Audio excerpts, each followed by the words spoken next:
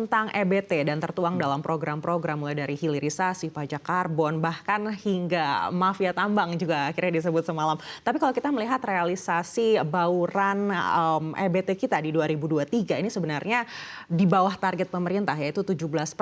Di 2023 hanya 13%, tapi di 2025 ini akan ditingkatkan jadi 23%. Evaluasi dari Anda seperti apa? Mungkin tidak sih target ini akhirnya bisa tercapai di 2025? Iya, itu salah satu yang missing in action ya tadi malam, bagaimana permasalahan transisi energi di Indonesia itu tidak diangkat. Permasalahannya kita seperti sama-sama tahu ya, bagaimana PLN sangat terbebani dengan oversupply listrik yang mencapai 40% saat ini.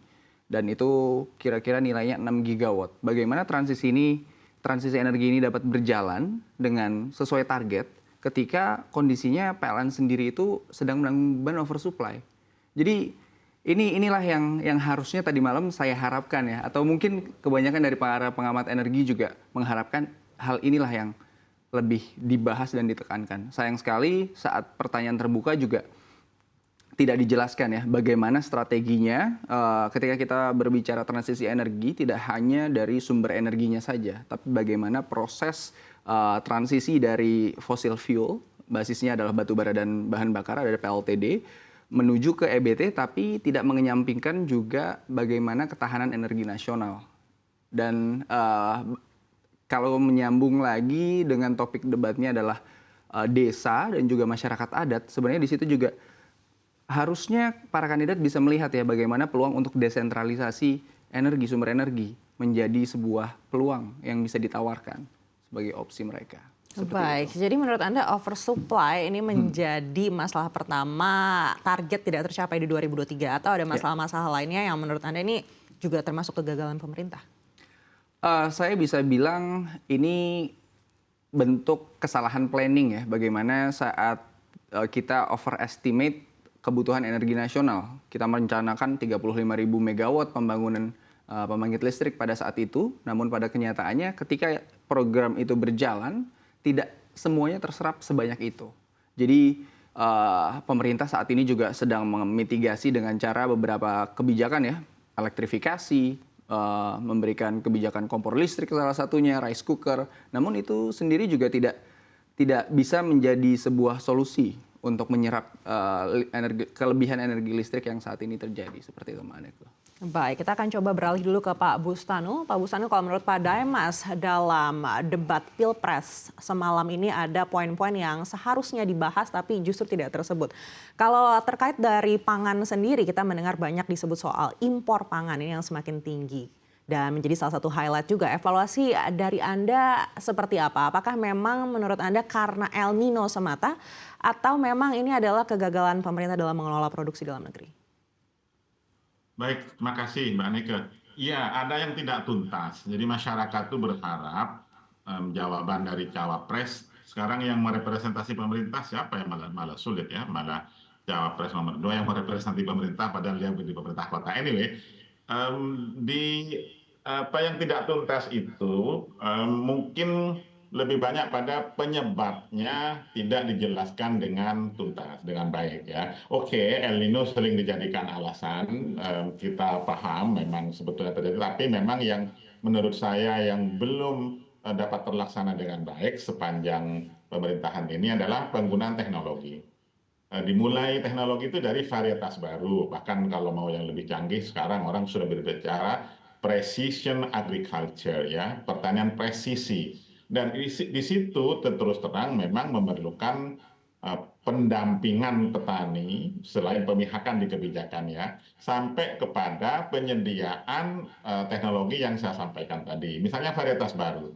Varietas baru sudah diupayakan untuk disediakan, tapi adoption rate atau adoption level dari teknologi itu masih sangat rendah. Mengapa sangat rendah? Nampaknya itu yang diinginkan masyarakat, penjelasan seperti itu. Salah satunya mungkin kerjasama dengan pemerintah daerah, kemudian yang saya juga dalami ada faktor extension atau penyuluhan, pendampingan, pelibatan universitas dan lain-lain. Sebetulnya masyarakat menginginkan itu. Apakah akan ada perubahan ke depan? Kalau menghindar ngeles, semua orang paham lah. Memang faktanya tahun 2023 kemarin sudah hampir 3 juta ton kita impor. Itu memang rekor baru. Rekor sebelumnya kan 2018 2,4 lah ya juta ton. Dan itu sebetulnya yang diinginkan masyarakat. Anyway, dan yang lain Mbak Aneka kan masih banyak yang kita perlukan itu. Misalnya kalau Anda mau bahas mengenai susu ya, 80% kita impor.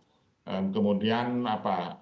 Gula, kemudian daging sapi, bawang putih dan lain-lain. Nah, masyarakat menginginkan apakah ada sesuatu terobosan ke sana.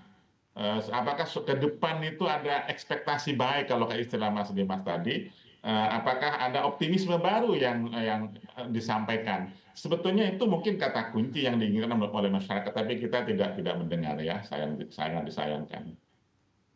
Baik, Pak Bustano, Cawapres 02 semalam juga sempat membahas sedikit soal teknologi, tapi apakah menurut Anda ini tidak cukup atau penerapannya justru menurut Anda ini tidak masuk di akal?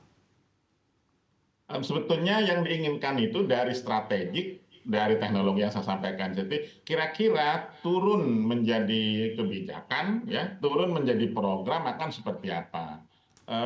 Masuk di akal atau tidak dimasuk di akal, kalau memang didukung oleh namanya policy infrastructure ya, atau bahkan mungkin prasyarat-prasyarat yang lain dibenahi, itu akan sangat baik. Misalnya, bagaimana R&D kita, research and development. Mbak Neke begini, Anda mungkin melihat belakangan ya, teman-teman di peneliti seluruh Indonesia atau bahkan mungkin peneliti di pertanian kan sekarang dipusatkan, di-BRIN-kan ya, dijadikan satu di Badan Riset dan Inovasi Nasional.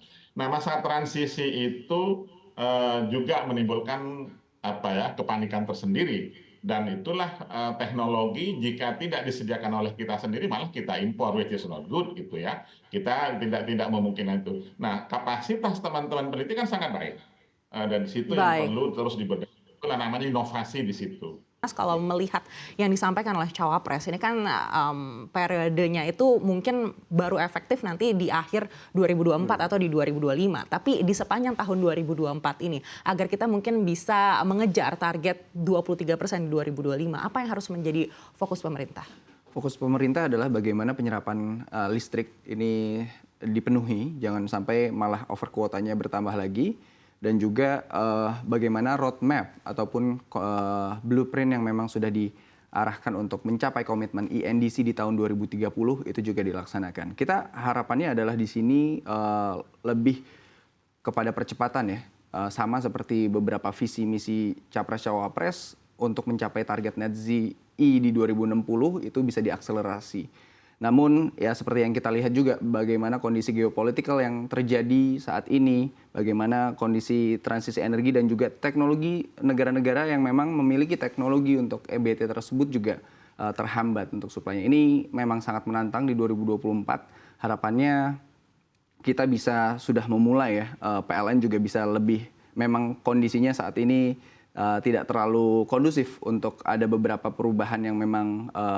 signifikan untuk mencapai target komitmen di 2030.